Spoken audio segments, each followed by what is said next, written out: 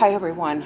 I have struggled for the past few days with whether or not to make this video. On July 10th, I lost the love of my life, my best friend, my world, my sweet kitty, Buttercup. None of this makes sense. None of it. He was alive and fine last Monday morning, last Monday afternoon when I saw him.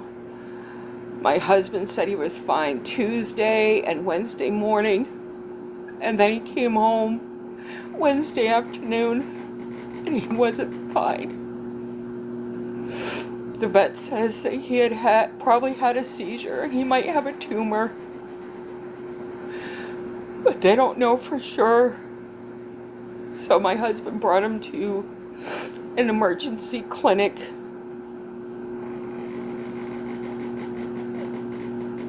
And when I got there, speeding, like severely speeding, because my baby was in so much pain. And as a mama, I needed to be there for him. And I hoped that he would be fine.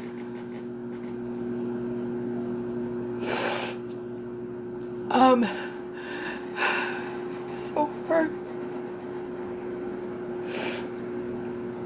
And when they gave him to me in a blanket when he was still alive, he had the saddest cry. And I tried my best to comfort him. And then he wanted to get down, which sometimes seldom he wanted to do. And when he got down on the floor in the room, at the emergency room, I saw what my husband was talking about. He immediately went down on one side and couldn't hold himself up. My heart just hurt for him. And I wanted him to get better. I prayed and prayed. They wouldn't let me go in the room with him at all. They said it was because other animals were in there. I don't understand why they couldn't just leave them with me with the IV or put us up in a different room. He needed me and I needed him. And I've been mad at myself. I was so mad at them. And there's a part of me that still is. I should have fought to stay with him. I should have never left that clinic. And then we got the news in the middle of the night that he didn't make it. He had another seizure and went into cardiac arrest. I'm gonna be honest.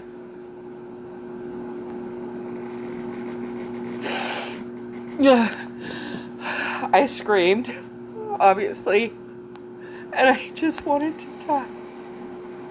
I kept smacking my head into the wall. I just couldn't believe it. It was like the worst nightmare in my life. And the woman at the clinic, when she told me that she was sorry, there was no compassion in her voice. It was as if she was just saying, "Oh, well, thank you, have a nice day," for shopping at Walmart or something. And she said that they tried everything they could, again with no compassion in her voice. And then she said the only thing that would have helped him was the hand of God. And again, with no compassion. Not so much for us, but for Buttercup. And then when they gave him to me, wrapped in those blankets, he had such fear in his eyes. His mouth was open as if he was crying out in fear and pain. His eyes went from a beautiful yellowish green to black as black can be, mouth wide open. The horror and the sadness of seeing him like that was too much. That whole day, I can't even count how many times I just dropped to the ground in such disbelief, in such sadness that I can't explain or even comprehend. I just don't understand what happened. I know everybody was saying he's getting older and everything, but he was healthy. There was nothing wrong with him.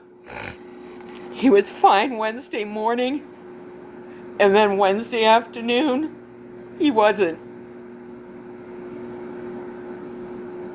And then I had to make the decision on what to do with his body.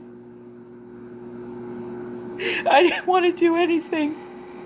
I just wanted him to be like that until I died. I wanted so much for him to come back. I prayed for him to come back. I questioned God. I was angry at him. And yet, I remembered that I had asked him prior to all this many times that I didn't want him or Diva to be here after the rapture. I didn't want them to be in this horrible world when the tribulation came.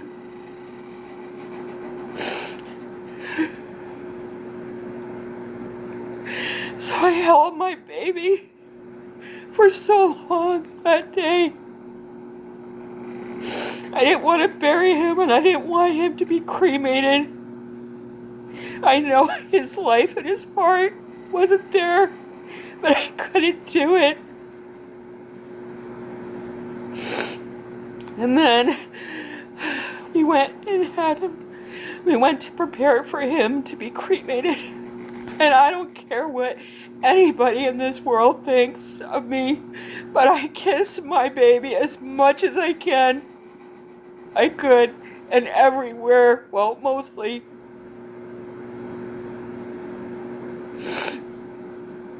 He was my everything. And I pray and I hope with all of my heart that I will see him again in heaven.